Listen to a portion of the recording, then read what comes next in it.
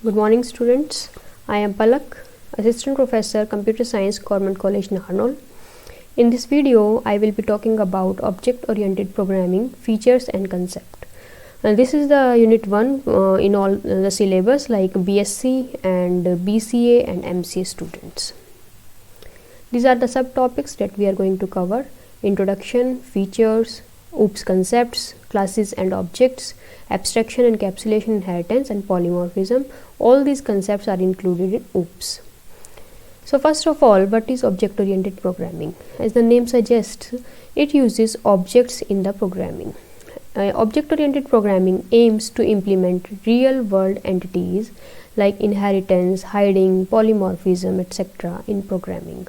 The main aim of OOPS is to bind together data and function that operate on them so that no other part of the code can access this data except that function. Some object-oriented programming languages are like C++, Java, C#. इस video में हम C# के बारे में बात करेंगे because I am making this video for BSc second year students, so in their syllabus it is C++. So all the examples, coding examples, we will be taking from C++. Features of OOPS: emphasis on data rather than procedure. तो object oriented programming की सबसे जो important concept जो इसके अंदर है वो है डेटा, ना कि प्रोसीजर्स. इससे पहले जो सी लैंग्वेज थी, प्रोसीजरल ओरिएंटेड लैंग्वेज, उसके अंदर सारा का सारा फोकस आप फंक्शंस के ऊपर या कंट्रोल फ्लो के ऊपर आप लगाते हैं. यानी जो बड़ा प्रोग्राम है उसको सब प्रोग्राम में फंक्शंस में डिवाइड करते हैं. But in OOPS we mainly focus on data, how the data is created, how it will be used, how it will be protected. These type of concepts will be kept in mind. Programs are divided into units called objects. कोई भी programme है वो object से start होता है. सबसे पहले जो फोकस होता है वो आपका क्लासेस और ऑब्जेक्ट्स के ऊपर होता है. Objects used to communicate with each other rather than each other through functions. Functions की हेल्प से ऑब्जेक्ट आपस में एक दूसरे से कम्युनिकेट कर सकते हैं, एक दूसरे से डेटा एक्सचेंज कर सकते हैं. New functionality can be easily developed by creating objects and function. इसके अंदर एक फ़ायदा आपको ये भी है कि आप नई फंक्शनैलिटी, कोई भी चीज़ आपको पूरे प्रोग्राम में, पूरे प्रोजेक्ट में चेंज करनी है तो ईजिली चेंज कर सकते हैं, नए ऑब्जेक्ट्स क्रिएट कर सकते हैं, नए फंक्शंस ऐड कर सकते हैं without disturbing the previous one. These are the OOPS concepts like classes and objects, abstraction, encapsulation, inheritance and polymorphism. ये जो 5 प्रॉपर्टीज़ आपको दिख रही हैं, 5 कंसेप्ट, ये बहुत इंपॉर्टेंट कंसेप्ट्स हैं किसी भी OOPS यानी ऑब्जेक्ट ओरिएंटेड प्रोग्रामिंग सिस्टम को डेवलप करने के लिए. कोई भी लैंग्वेज है, C++ है या जावा है या C# है, जो भी ऑब्जेक्ट ओरिएंटेड प्रोग्रामिंग पैराडाइम को फॉलो करती हैं वो इन 5 कंसेप्ट्स के ऊपर बेस्ड होती हैं. बात करते हैं इन कंसेप्ट्स के बारे में. First of all, class. Class क्या होती है? The basic building block of C++ और any object oriented programming language is a class. It is a user defined data type which holds its own data members and member functions which can be accessed and used by creating an instance of that class. Class is like blueprint of the object, or in simple language we can say a class is a collection of similar kind of objects. In real life we see so many objects, like a bank has customers, a company has employees, a college has students, so we have so many objects, and each object or each class has some data members and member functions. So consider for example, consider the class of cars. There may be many cars with different name and brand, but all of them will share some common properties, like all of them will have 4 wheels, some speed limit, mileage range. So here car is the class and wheel, speed limit, mileage are their properties. So in this diagram you can see we have some class name is class vehicle, and we have some data as well as we have some functions. So data is called as data member and functions here are called member functions. So this is the basic building block of any project, of any object oriented programming system, that we have to create classes. And what is object? Object is an identifiable entity with some characteristics and behavior. An object is an instance of the class. So like we create variables of any data type, like integer we have. So we have created some variables like int a, b, c. So we create variables. Similarly, a class has also variables, and that instance of that class is called as object. When a class is defined, no memory is allocated, but when it is instantiated or an object is created, then memory is allocated. So in this diagram we can you can see that we have a class car. This is the blueprint of the object. It has no memory, but it provides the basic structure of that object. Then we can create objects of this class, like we have Mercedes, BMW, Audi, and all these will have some common characteristics and some common functions, but the values will be different. Each object contains data and code to manipulate the data. Objects take up space in memory and have an associated address. So objects are stored just like variables. Like variables have some address and some memory location and some memory they consume. Similarly, objects consume memory and they have some address. In this diagram, you can also clarify this concept that we have a class car. This is the blueprint. It has some data like model, color, and brand. It is only the blueprint, means the structure, but not the actual data. Then we have two functions, speed and size. Speed and size, but this is only the code but not the memory.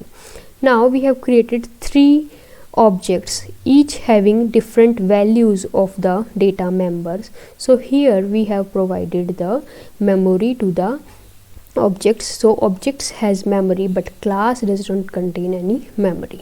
It only provides the structure, or we can say the blueprint of the objects. This is the example of C++ code of how we can create a class and how to use that class in the main function. So first of all we have to write a keyword class. उसके बाद हम space देंगे. Then we can name the class of our choice.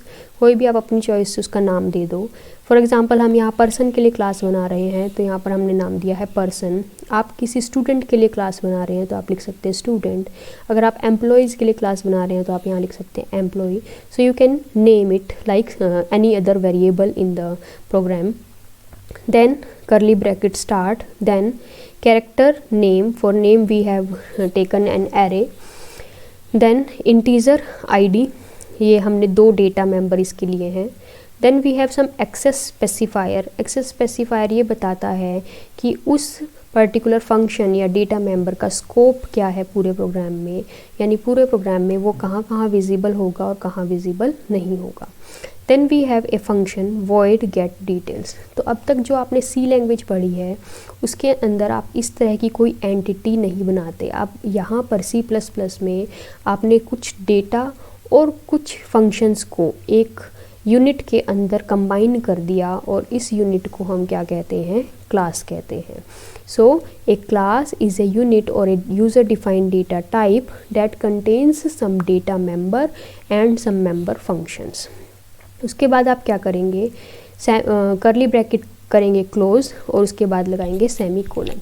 ये हमारी एक class बन गई. इसमें आप और भी डेटा ऐड कर सकते हैं और भी फंक्शंस ऐड कर सकते हैं. इस एग्जांपल में हमने सिर्फ इतना ही लिया है. उसके बाद आपने क्या किया, अपना मेन फंक्शन स्टार्ट किया. मेन फंक्शन में ये क्लास का जो नेम था पर्सन, इस पर्सन नेम से हम एक ऑब्जेक्ट बनाएंगे. तो पर्सन लिखा, स्पेस दिया और ऑब्जेक्ट क्रिएट किया. ऑब्जेक्ट आप अपनी मर्जी से कोई भी नाम उसको दे सकते हैं, P1, P2, XYZ, OBJ, कुछ भी आप इसको नाम दे सकते हैं. So this is the example of how we can define and use a class and how we can create objects of a class in C++.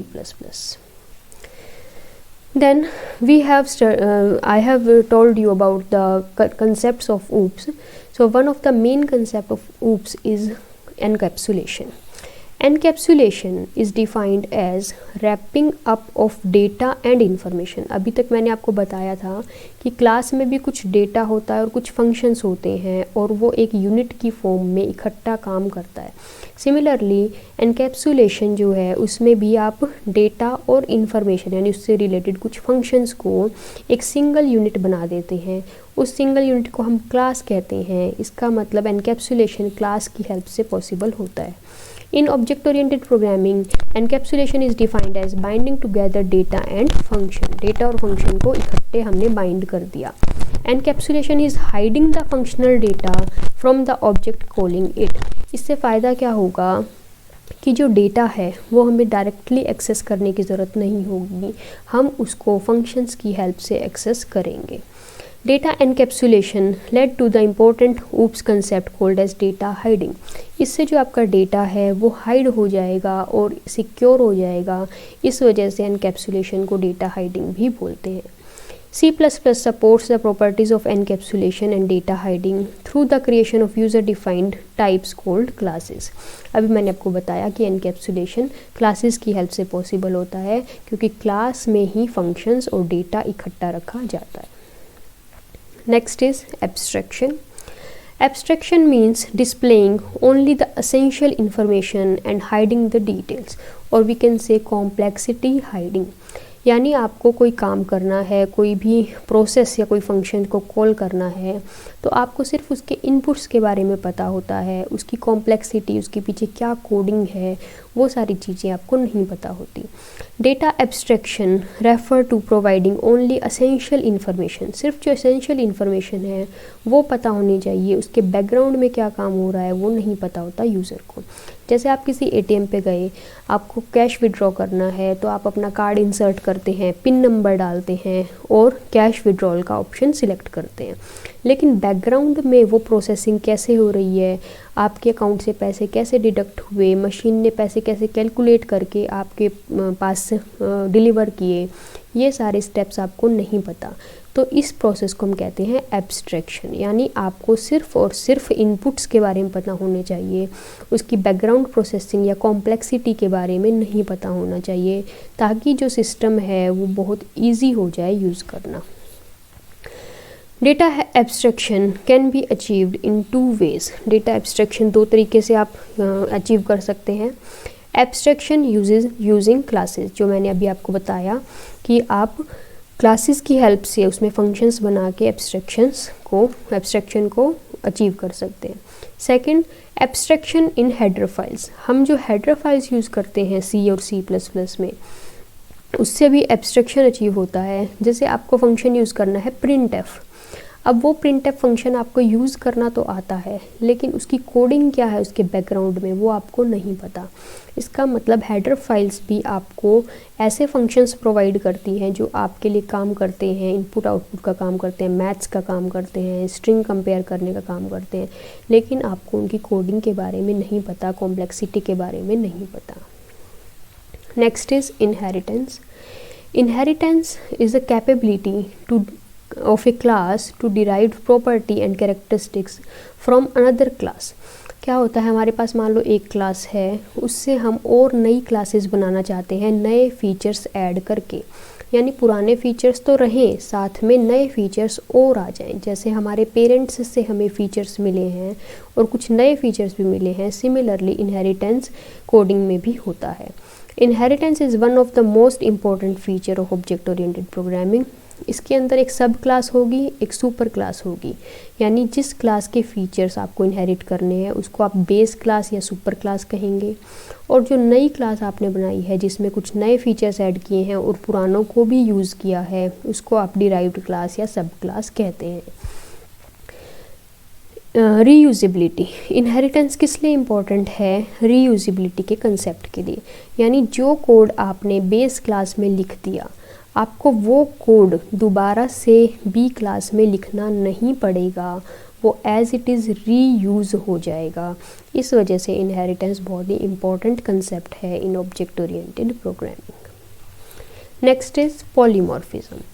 Polymorphism means having many forms. Poly means many, morph means forms. So we have polymorphism means having many forms.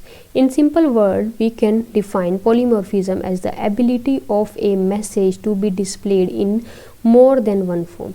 क्या होता है, हमारे पास एक ही function है मान लो, लेकिन हम उससे डिफरेंट काम करवाना चाहते हैं। फॉर एग्जांपल हमने एक फंक्शन बनाया एरिया। अब वो एरिया फंक्शन है कि हम चाहते हैं कि वो रेक्टेंगल का भी एरिया निकाल दे, वो सर्कल का भी एरिया निकाल दे, वो स्क्वायर का भी एरिया निकाल दे। तो एक ही फंक्शन के नेम से हम डिफरेंट टास्क अचीव करना चाहते हैं, तो इस प्रोसेस को हम पॉलीमॉर्फिज्म बोलते हैं। For example, a person at the same time can have different characteristics, like a man at the same time can be a father, a husband, an employee। जैसे हमारे भी डेली लाइफ में बहुत ज़्यादा रोल्स होते हैं, अलग अलग फॉर्म्स हम परफॉर्म करते हैं। सिमिलरली कोडिंग में भी कोई भी फंक्शन डिफरेंट टाइप की फॉर्म्स को परफॉर्म कर सकता है। एंड ऑपरेशन में exhibit different behaviour in different instances. तो हो सकता है एक ऑब्जेक्ट उसको स्क्वायर का एरिया कैलकुलेट करने के लिए कॉल करे, दूसरा ऑब्जेक्ट उसको सर्कल का एरिया कैलकुलेट करने के लिए कॉल करे।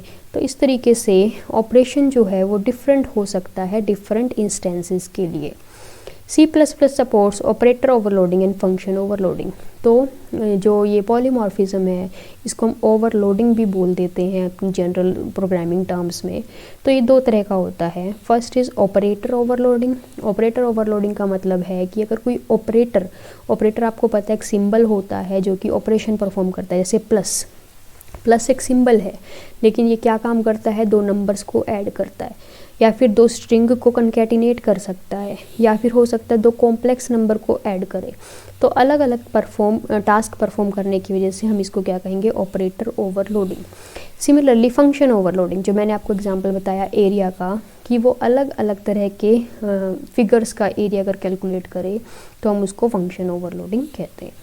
सो ये जो कंसेप्ट्स थे अभी मैंने आपको बताए, इनहेरिटेंस, पॉलीमॉर्फिज्म, एब्स्ट्रैक्शन, तो ये जो इम्पॉर्टेंट कंसेप्ट्स हैं ऑब्जेक्ट ओरिएंटेड प्रोग्रामिंग के, और ये एग्जाम पॉइंट ऑफ व्यू से भी बहुत इंपॉर्टेंट क्वेश्चन है। These are the references that I have gone through for making this PPT, Geeks for Geeks and Object Oriented Programming using C++ by E. Balaguru Swami. So thank you.